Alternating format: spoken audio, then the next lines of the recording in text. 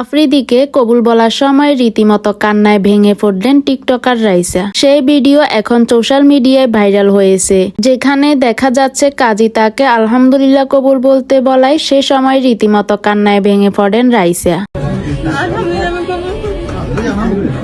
এবং কাঁদতে কাঁদতে আলহামদুলিল্লাহ কবুল বলে উঠলেন।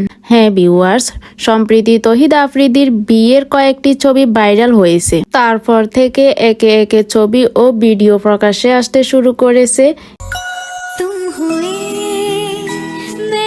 এবার প্রকাশ্যে এসেছে আফ্রিদিকে কবুল বলার সময় তার নতুন স্ত্রী রাইসার একটি সুন্দর মুহূর্তের ভিডিও।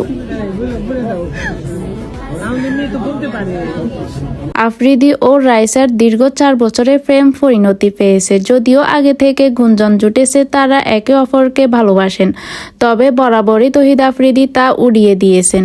অবশেষে কালকের ছবি প্রকাশ্যে আসতে সকলেই নিশ্চিত হয়েছেন এবং সকলেই একটি কথাই বলছেন, বাঙালির সন্দেহ কখনো মিস যায় না। অবশেষে 4 বছরের প্রেমিকাকে বিয়ে করলেন তহিদ আফ্রিদি। তো ভিউয়ার্স, আফ্রিদির স্ত্রী রাইসা কবুল বলার মুহূর্ত আপনাদের কেমন লেগেছে কমেন্ট করে জানাতে ভুলবেন না। রং চটা দিন করলো রঙিন।